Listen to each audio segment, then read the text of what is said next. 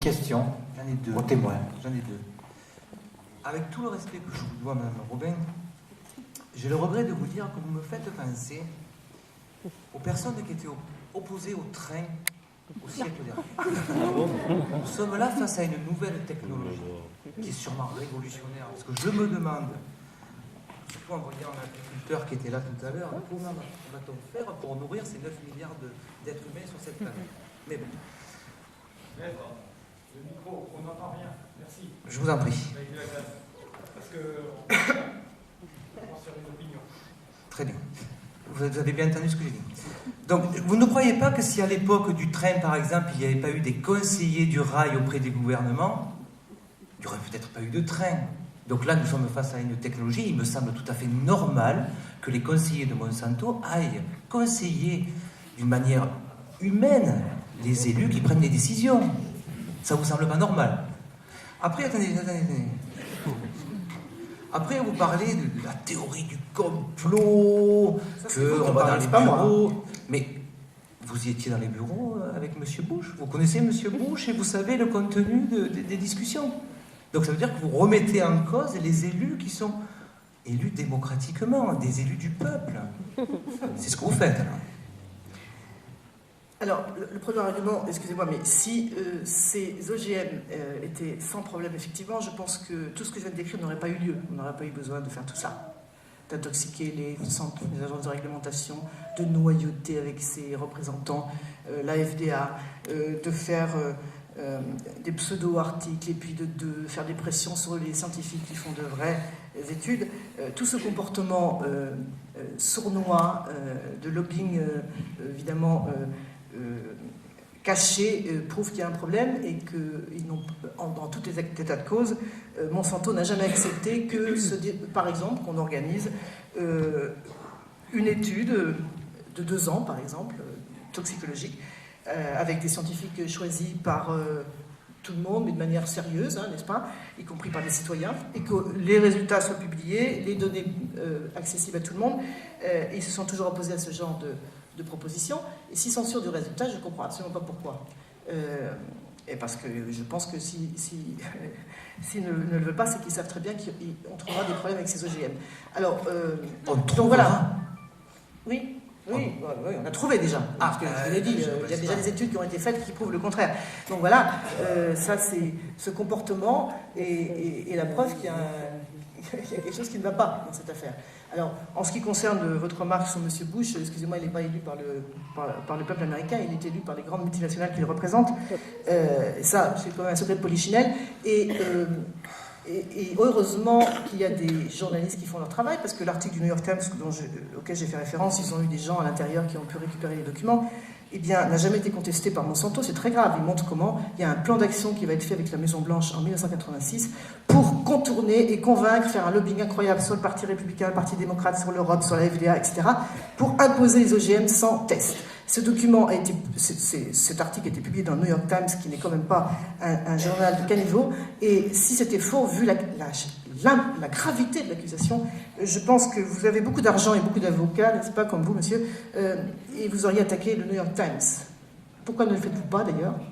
Je pense que nous avons autre chose à faire et je pense qu'avec toutes ces personnes qui sont jaloux de cette multinationale, qui, comme vous voulez nous le faire, essayer de nous faire penser qui vend que du poison, mais elle est quand même multimilliardaire, donc c'est pas, je sais pas, on ne s'enrichit pas en vendant du poison.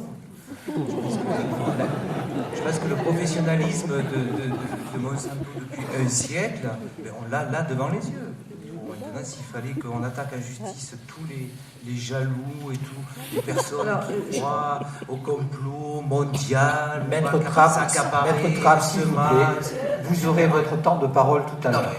Alors, je voudrais quand même répondre que je vous rappelle de respecter le protocole. Vous avez été je voudrais quand même répondre à ce que vous venez de dire. Vous avez été condamné très lourdement, la plus grosse condamnation de l'histoire industrielle, 700 millions de dollars pour tous vos mensonges accumulés sur les PCB. En 2002, c'est donc hier, excusez-moi, et vous avez quand même tout fait alors qu'il y a des milliers de victimes qui ont fait une class action. Au lieu de dire, alors le seul argument que vous avez trouvé, c'est qu'aujourd'hui il y a un nouveau Monsanto, qu'avant il y en avait un ancien, et que maintenant le nouveau n'a rien à voir avec l'ancien. Et moi, je me suis toujours demandé, si c'était le cas, pourquoi en 2002 vous avez tout fait pour décourager les victimes, enfin pour encourager les victimes à retirer leur plainte. Vous avez finalement accepté de Nous avons négocier. raisonné, madame. Oui, donc vous avez donc vendu pendant 50 ans, et c'était vraiment le cœur de ce procès d'Aniston, des produits dont vous saviez pertinemment l'extrême toxicité, que ça rendait les gens stériles, que ça donnait des cancers, que ça donnait des troubles de l'attention. Tous les documents qui ont été déclassifiés à l'occasion de ce procès le montrent, vous saviez, et vous n'aviez qu'une devise: we can't afford to lose $1 of business. On ne peut pas se permettre de perdre $1 de business, c'est l'un de vos documents. Eh bien, excusez-moi, et c'était pas, je ne parle pas d'une condamnation il y a 30 ans, c'était il y a 10 ans, n'est-ce pas? Le nouveau Monsanto, n'est-ce pas? Donc, excusez-moi on peut faire beaucoup d'argent en vendant des choses extrêmement mortifères comme les PCB ou des armes ou des bombes, vous savez. Voilà. Et je vais en finir avec ça parce que, et là, actuellement, malheureusement, enfin, vous avez des alliés très puissants qui ont permis que vous ne couliez pas grâce à M. Bill Gates. J'ai fait tout à l'heure un lapsus, parce que l'année dernière, M. Bill Gates vous a donné un grand coup de main en achetant 500 000 actions, quand même 23 millions de dollars, parce que ça allait très mal pour vous, je vous le rappelle quand même. Et voilà, grâce au grand bienfaiteur de l'humanité, eh bien, il vous a sorti la gueule du seau. Et j'espère que ça ne continuera pas, voilà, c'est tout. Et pour répondre, Merci.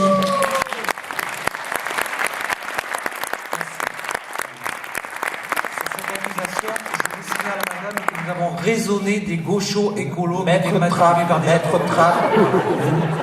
vous êtes hors sujet. Maître Trapp. J'appelle maintenant à la barre donc un scientifique français, biologiste, Christian Vélo.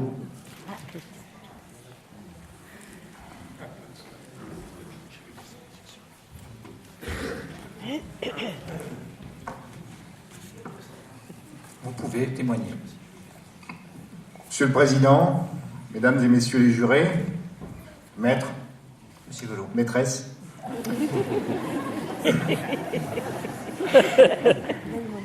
Monsieur Vélo, avant de commencer vos propos, je ne sais pas comment on peut appeler ça, j'aurais une question à vous poser. Est-ce que vous pouvez garantir devant cette cour que vous n'avez jamais passé de moment à côté d'une piscine avec des personnes haut placées? tout dépend ce que vous appelez une personne haut placée. Je me souviens avoir passé un moment à côté d'une piscine à travers quelqu'un qui à l'époque était un élu intègre, qui œuvrait pour l'intérêt du bien commun et qui aujourd'hui, je crois savoir, est avocat pour la plus grande firme multinationale Monsanto.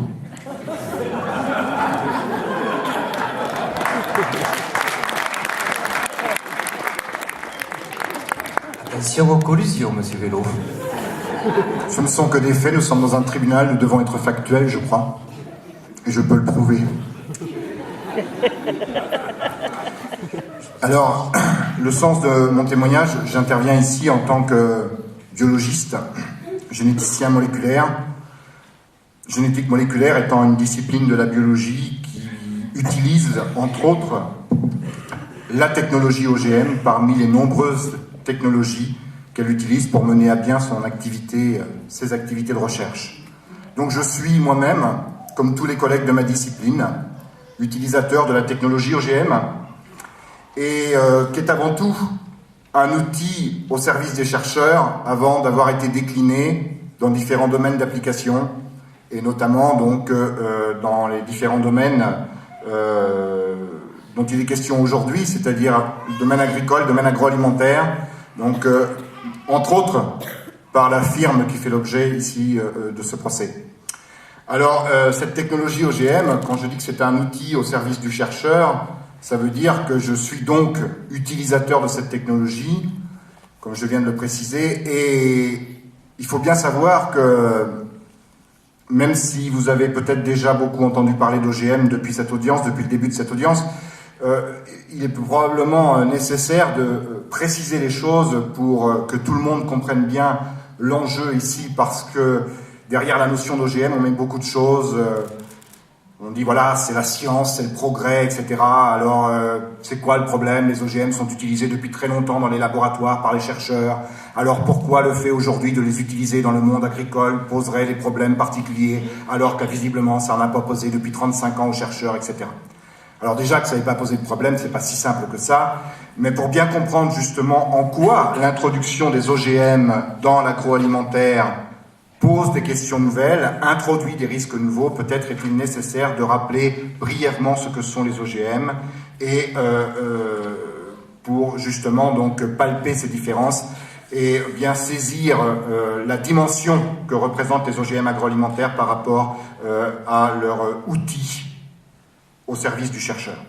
Alors, ce qu'on appelle un OGM, un organisme génétiquement modifié, c'est un organisme vivant, un animal, un végétal, un microbe, un champignon, dont on a modifié de façon non naturelle, c'est-à-dire par intervention de la main de l'homme, ses caractéristiques génétiques naturelles, ses caractéristiques génétiques originales. Et comment les a-t-on modifiés? De différentes manières. Ça peut être par introduction d'un gène étranger, par exemple un gène de bactérie dans le maïs. Ça peut être par suppression d'un gène, par inactivation d'un ou de plusieurs gènes, par substitution d'un ou plusieurs gènes. Voilà, ça c'est ce qu'on appelle les OGM de manière tout à fait générale, quelle que soit l'utilisation qu'on en fait. Alors les gènes, c'est quoi? Ce sont des molécules qui se trouvent, grandes molécules, qui sont codées dans un langage qu'on appelle le langage génétique, qui se trouve sur les chromosomes, le support de l'hérédité des organismes vivants, ou en tout cas ce qui est considéré comme tel. Et ces gènes détiennent le secret de fabrication des protéines qui sont les acteurs de tous les processus biologiques qui ont lieu dans les cellules des organismes vivants. Alors, quand on met un gène de bactérie dans le maïs, par exemple, le langage génétique dans lequel sont codés les gènes étant universel, eh bien, le maïs va pouvoir prendre le gène de bactérie à son propre compte, le décoder et fabriquer lui-même là où les protéines codées par ce gène. Et donc, on va par conséquent introduire dans notre maïs des protéines, des ouvriers des usines cellulaires bactériennes dans les usines cellulaires végétales du maïs. Et si on met ces nouveaux ouvriers dans les usines du maïs, c'est pas pour qu'ils regardent les autres bosser, c'est pour travailler. Ils vont participer à des nouvelles chaînes de montage et de démontage dans les usines de maïs, ce qui va conférer au maïs des nouvelles propriétés, et on dira de ce maïs qu'il est alors génétiquement modifié, et on dira en particulier que c'est un maïs transgénique, parce que cette modification génétique fait appel à un gène étranger qu'on appelle un transgène, et qui, dans mon exemple, provient de la bactérie. Alors ça peut paraître compliqué comme ça, mais c'est très bêta. Vous pouvez prendre un gène de n'importe quoi, le mettre dans n'importe quoi et ça va marcher. Quand je dis que ça va marcher, soyons prudents, entendons-nous bien, je veux dire par là qu'on va être capable de faire fabriquer par l'organisme receveur, dans mon exemple le maïs, les protéines codées par le gène de l'organisme donneur, dans mon exemple la bactérie. Maintenant, les conséquences sanitaires environnementales, c'est beaucoup plus complexe. Alors pourquoi nous, on utilise ces OGM depuis 35 ans dans les laboratoires? À l'époque, moi j'étais encore en culotte courte, mes pères les utilisaient. Déjà, donc milieu des années 70, 75, 76, pourquoi les utilisait-on et pourquoi les utilise-t-on encore? Bien parce que quand on fait de la recherche fondamentale qui a pour but de comprendre comment fonctionnent les usines cellulaires, comment fonctionnent les gènes, comment fonctionnent les protéines, eh bien on est très souvent amené à casser des gènes pour essayer d'en déduire ou d'avoir des pistes sur la fonction, par exemple. C'est classique, hein, par exemple, imaginez quelqu'un qui travaille sur un lapin. Il identifie un gène, il voudrait savoir à quoi sert ce gène dans les usines du lapin, dans les usines cellulaires du lapin. Et il va casser ce gène. Et si ce gène n'entend plus, il va dire « Ah, c'est peut-être un gène qui était impliqué dans l'audition. S'il ne voit plus la vision, si la Société Générale ne fait plus faillite, c'est probablement le gène du trader, etc. etc. » C'est la démarche. Et donc, quand on casse un gène dans un organisme, bien sûr, on fait un OGM puisqu'on a modifié de façon non naturelle les caractéristiques génétiques initiales de cet organisme par suppression d'un gène. Dans cet exemple, il ne sera pas transgénique, mais il sera bien l'OGM.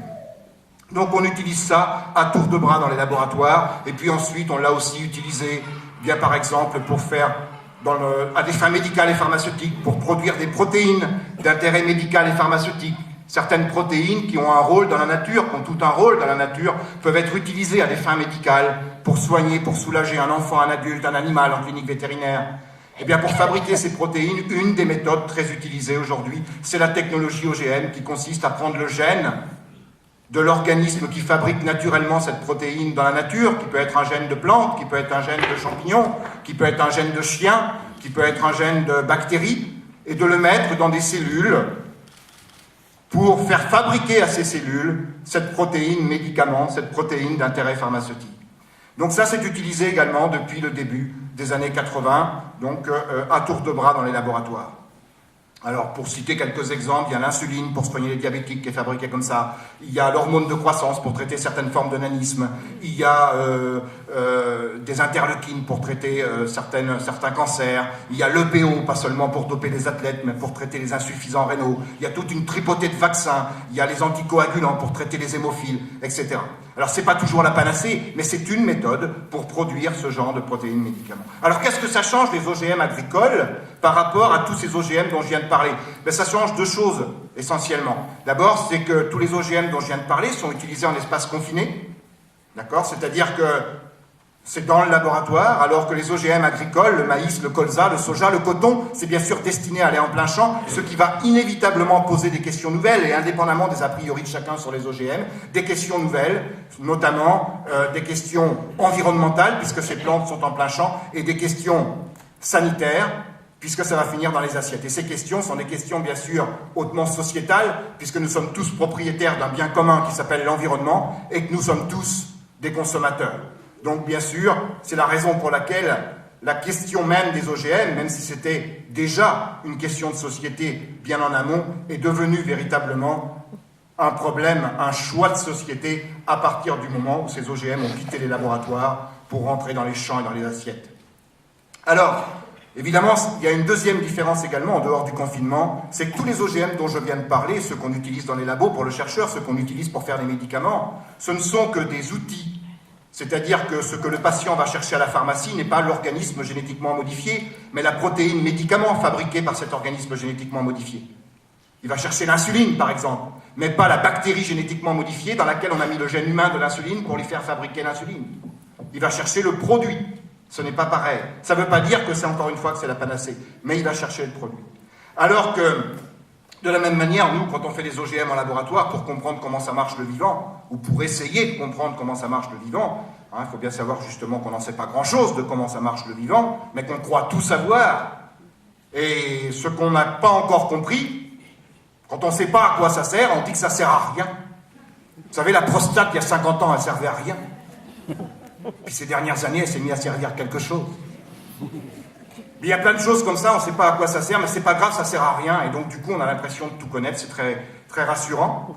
Eh bien donc ces OGM qu'on utilise dans les laboratoires, ce ne sont que des éprouvettes biologiques au service du chercheur, mais ce n'est pas l'OGM en tant que tel qui nous intéresse. En revanche, quand on fait un maïs, quand on fait un colza, quand on fait un soja, un coton OGM, cet OGM n'est plus un outil, mais c'est une fin en soi. D'un point de vue technique, c'est une fin en soi, dans la mesure où cet OGM, eh bien, on va l'utiliser comme un organisme à part entière. Quand on fait un maïs OGM, il est semé, il est cultivé, il est récolté exactement comme un maïs conventionnel. Il est mangé par les humains et par les animaux exactement comme un maïs conventionnel. Et en plus, quand vous irez au supermarché chercher de la farine de maïs, le système de traçabilité ne vous permet pas de savoir si cette farine provient d'un maïs conventionnel ou d'un maïs OGM. Ça veut dire que du début à la fin, de la semence jusqu'au produit dans l'assiette, à aucun moment le citoyen n'a la possibilité de faire la différence entre un maïs conventionnel et un maïs OGM. Ce n'est plus un moyen, c'est une fin en soi. Vous allez me dire, d'accord, mais ça change quoi? Ça change beaucoup de choses, parce qu'à partir du moment où on utilise l'OGM comme un organisme à part entière,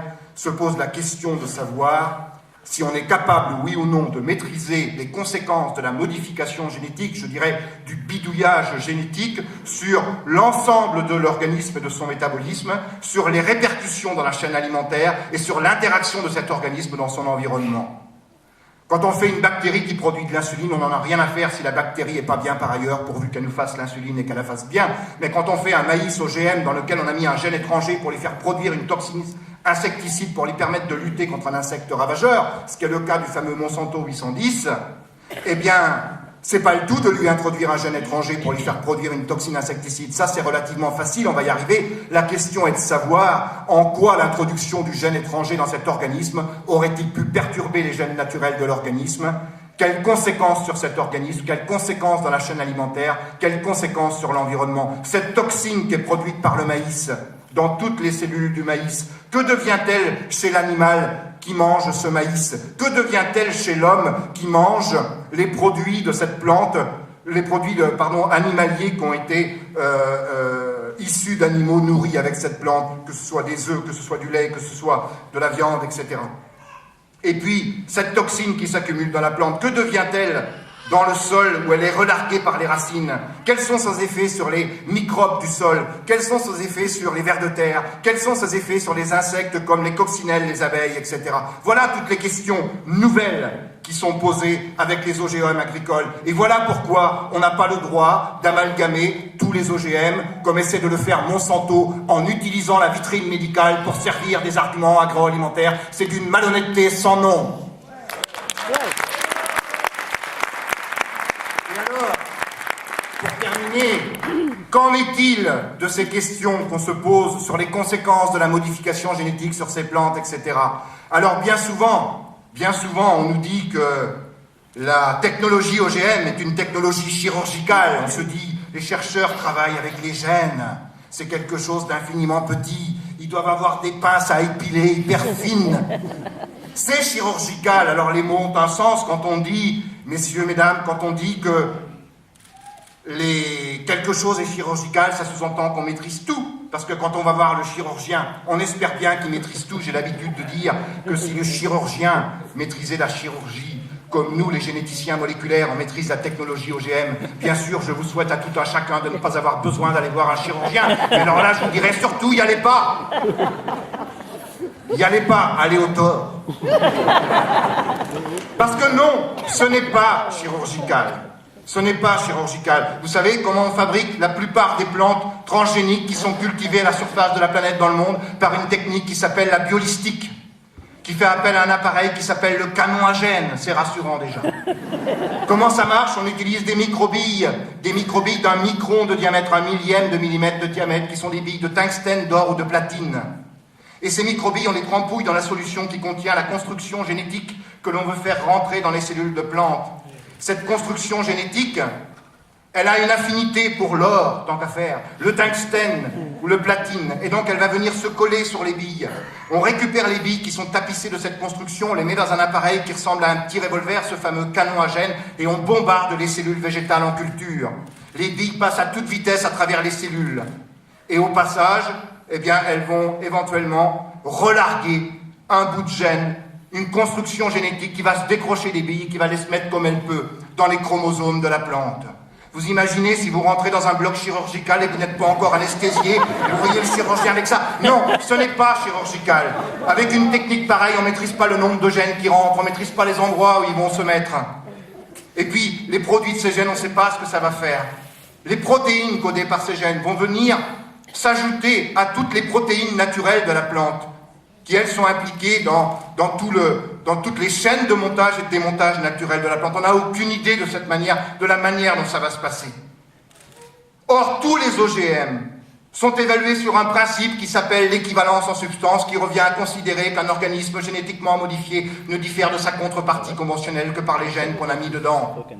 Et rien d'autre. C'est une absurdité scientifique, mais tout repose là-dessus. Et quand on fait des OGM toutes les semaines dans les labos, comme c'est mon cas, et comme c'est le cas de tous mes collègues, on sait à quel point des effets collatéraux peuvent se produire, des effets qu'on n'avait pas du tout imaginés. Je vais vous donner un exemple.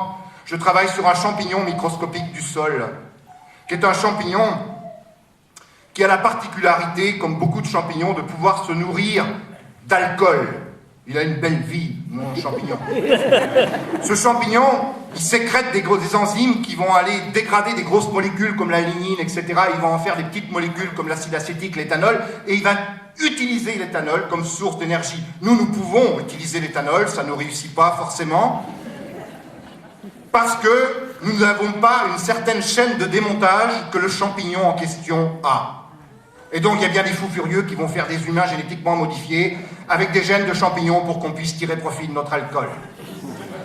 Toujours est-il que j'étudie le métabolisme de l'alcool, et il y a quelques années de ça déjà, j'ai identifié un gène dans mon champignon qui est nécessaire au démontage de l'alcool. Mais je ne savais pas ce que faisait exactement ce gène. Donc je l'ai cassé. J'ai fait un OGM pour voir quel était le rôle, voir si la Société Générale faisait plus faillite, si mon champignon n'entendait plus, s'il avait des antennes qui poussent, pour avoir une idée du rôle de ce gène. Et bizarrement, mon étudiant en thèse, qui travaille encore avec moi parce que sa thèse a tendance à se prolonger, il s'appelle Francis, et il est allé chercher les champignons, on va les chercher dans le sol, dans les champs de tournesol. Et on a de nombreuses photos d'ailleurs, sont très jolies, où on le voit aller récupérer ce champignon. C'est une manip extrêmement délicate d'aller récupérer le champignon dans les champs de tournesol. Et alors ce champignon, on l'a manipulé pour essayer de comprendre quel était le rôle du gène impliqué dans le métabolisme de l'alcool, le gène dont je parlais tout à l'heure. Et Francis vient me voir en me disant « Christian, il a fait plein d'expériences, Francis, pour essayer de comprendre le rôle de ce champignon. » Et il m'a dit « Christian, je ne comprends pas, le champignon, j'arrive pas à le croiser, parce qu'il a aussi une vie sexuelle, notre champignon. » Il lui a mis un beau petit champignon à côté, il n'en voulait pas. Et il m'a dit « Mais Christian, je ne comprends pas, j'arrive pas à croiser mon champignon, je ne peux pas faire d'études génétiques dessus. » Et on a regardé, le champignon était devenu stérile. On a touché un gène de l'alcool, le champignon est devenu stérile. Alors nous faisons des études fondamentales, c'est extrêmement excitant. On se dit, c'est quoi le lien? D'ailleurs, avec Francis, on s'est amusé à dire très longtemps qu'on étudiait le rôle entre le sexe et l'alcool chez notre champignon. Mais ça montre à quel point, effectivement, on ne maîtrise pas les conséquences. Et des exemples comme ça, on en a l'appel. On nous a fait une pomme de terre transgénique pour résister à un virus et résiste au virus. Mais là, les tubercules qui poussent en l'air, pourquoi? On nous a fait un melon transgénique pour résister à un virus. Il résiste au virus, mais il éclate avant maturité. Pourquoi? Et des exemples comme ça, on en a à l'appel. Et enfin, dernière chose, donc évidemment, à partir du moment où les OGM sont évalués sur ce principe d'équivalence en substance, c'est-à-dire qu'il revient à considérer qu'on n'a rien fait d'autre que de modifier un gène, comme si le simple fait d'ajouter un gène, c'était exactement la même chose que de prendre une bougie, de la balancer dans un moteur de bagnole et de dire « je n'ai rien fait d'autre que d'ajouter une bougie au moteur ». Évidemment qu'on peut casser plein de choses, le gène peut aller se mettre en plein milieu d'un gène et inactiver ce gène naturel de la plante, il peut aller activer des gènes à côté, et donc il y a des chaînes de montage et de démontage de la plante qui vont s'emballer, etc., etc. Et cerise sur le gâteau, hein, alors que cette évaluation qui s'appuie sur cette équivalence en substance est donc extrêmement carencée à cause même de ce principe. Donc ce principe, c'est un principe, c'est-à-dire qu'il n'a fait l'objet d'aucune démonstration scientifique. Et donc il exclut la nécessité du contrôle et conduit nécessairement à une carence d'évaluation. Et pour couronner le tout, il faut savoir que la quasi-totalité des plantes transgéniques dans le monde, dont la plupart sont fabriquées par la firme qui fait l'objet de ce procès, eh bien, sont des plantes pesticides, c'est-à-dire des plantes qui sont susceptibles d'accumuler ou qui accumulent des pesticides dans leurs cellules. Pourquoi? Soit parce qu'elles ont été génétiquement modifiées pour produire en permanence un insecticide, soit, comme le Monsanto 810, soit parce qu'elles ont été génétiquement modifiées pour ne plus mourir quand on les arrose avec un herbicide qu'aurait dû les tuer. Cet herbicide, c'est soit le Roundup de la firme Monsanto, comme par hasard, soit le Liberty de la firme Bayer, et donc ces plantes, évidemment, vont pouvoir absorber cet herbicide sans mourir. On a donc soit des plantes qui produisent un insecticide, ça représente 20% des plantes transgéniques, soit des plantes qui absorbent un herbicide sans mourir, ça représente 60% des plantes pesticides. Celle qui absorbe le Roundup s'appelle Roundup Ready. En français, prêt pour le Roundup. RR. Celle qui tolère le Liberty s'appelle Liberty Linked. En français, lié au Liberty. LL. Vous voyez que les communicants sont très très forts, ils peuvent faire de la poésie avec tout. Hein, mais ce n'est pas de la poésie, il s'agit de plantes qui sont gavées de pesticides. Et donc la moindre des choses... Alors, je disais 60 plus 20, ça fait 80%. On est censé atteindre 99,99%. La quasi-totalité des plantes OGM sont des plantes pesticides. C'est quoi les 20% qui manquent? C'est les OGM de deuxième, de troisième et de quatrième génération. Mais ces OGM de deuxième, troisième et quatrième génération, c'est pas comme on a essayé de nous le faire croire, des plantes qui pourraient pousser dans le désert ou des plantes qui pourraient fixer l'azote de l'air. Non, ce sont toujours des plantes pesticides, mais qui accumulent plusieurs caractères pesticides. Deuxième génération, elles produisent un insecticide et elles tolèrent un herbicide. Troisième génération, elles produisent deux insecticides, elles tolèrent un herbicide, ou elles produisent un insecticide, elles tolèrent deux herbicides. Et quatrième génération, ce sont des plantes qui font au moins 3 caractères, plus de 3 caractères, comme le maïs Marstax du Canada, qui produit 6 insecticides et qui tolère 2 herbicides, le Roundup et le Liberty, parce qu'on n'arrête pas le progrès.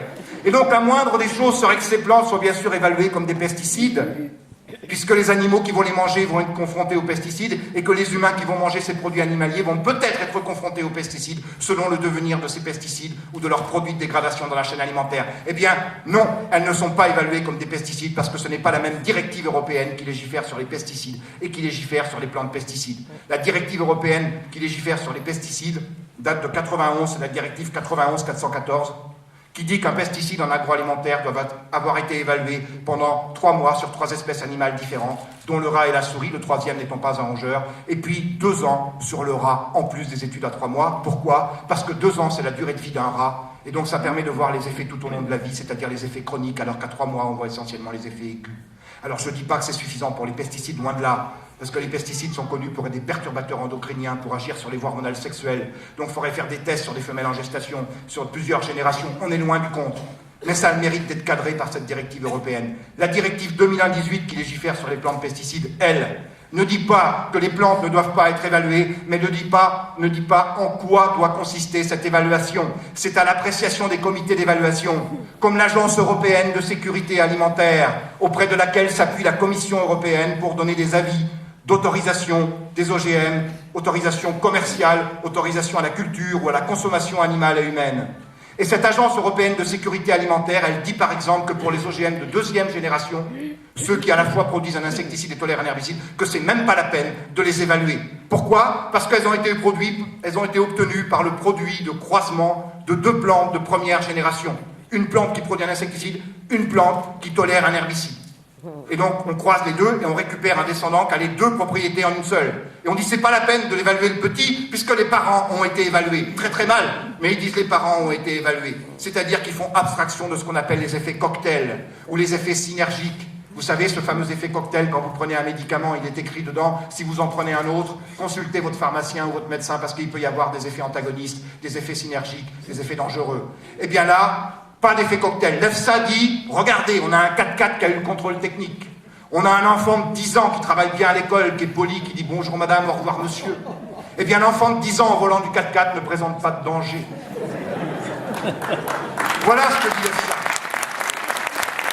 Et donc en tant que scientifique, je ne peux pas accepter que l'on prenne ainsi les citoyens pour des cobayes et la planète pour une paillasse de laboratoire. C'est la raison pour laquelle, en tant que scientifique, j'interviens ici de manière aussi engagée. Peut-être ça en dérange un certain nombre d'entre vous, mais la science n'est pas neutre. La science est peut-être neutre dans sa mission première qui est d'acquérir et diffuser des connaissances, mais dès lors qu'elle s'inscrit dans un modèle de société, elle répond à ce modèle de société. Bien sûr que non, la science n'est pas neutre. Et personne n'est neutre. Je ne suis pas neutre. Mais aucun de mes collègues, qui d'ailleurs sont venus dans de nombreux procès de faucheurs volontaires auxquels j'ai participé, défendre à l'époque la partie civile, c'est-à-dire à l'époque les semenciers, qui aujourd'hui sont sur le banc des accusés, eh bien eux, ils étaient neutres parce qu'ils étaient dans l'appréciation scientifique. Moi, j'en ai marre de ça. Et c'est la raison pour laquelle je considère que c'est mon rôle de devoir, de chercheur et de citoyen de venir ici. J'ai longtemps témoigné, les années passées, pour les faucheurs volontaires. Les faucheurs volontaires qui étaient considérés comme des anti-sciences, comme des passéistes, comme des obscurantistes. C'est tout le contraire. Ce sont des éveilleurs de conscience. Ils étaient sur le banc des accusés. Ils sont aujourd'hui salués comme les héros d'une résistance face à tous ceux qui hypothèquent la planète et les générations futures, comme la firme qui fait l'objet du procès aujourd'hui. Et donc je suis fier, c'était un honneur pour moi d'être venu les défendre, parce qu'ils se sont battus non seulement pour les générations futures, ils se sont battus pour le respect de la planète, mais ils se sont aussi battus pour une autre science, une science plus citoyenne, plus transparente, plus démocratique. Ce ne sont pas des anti-sciences, ce sont des altersciences. Et si c'était un honneur pour moi de les défendre hier, c'est un devoir pour moi de venir témoigner contre la firme Monsanto qui utilise la science, qui a détourné, comme beaucoup de firmes industrielles, qui a détourné la science de son intérêt premier, de son intérêt public, à des fins mercantiles lucratives à court terme, et qui aujourd'hui est capable de se réfugier derrière cette même science, derrière cette même notion du progrès, derrière ce fantasme du progrès, quand ces mêmes intérêts mercantiles qui ont tué la science sont aujourd'hui en danger. Alors oui, je suis heureux de venir ici en tant que scientifique et en tant que citoyen accuser cette firme qui condamne les générations futures, qui prend la planète pour une paillasse de laboratoire et les citoyens pour des cobayes.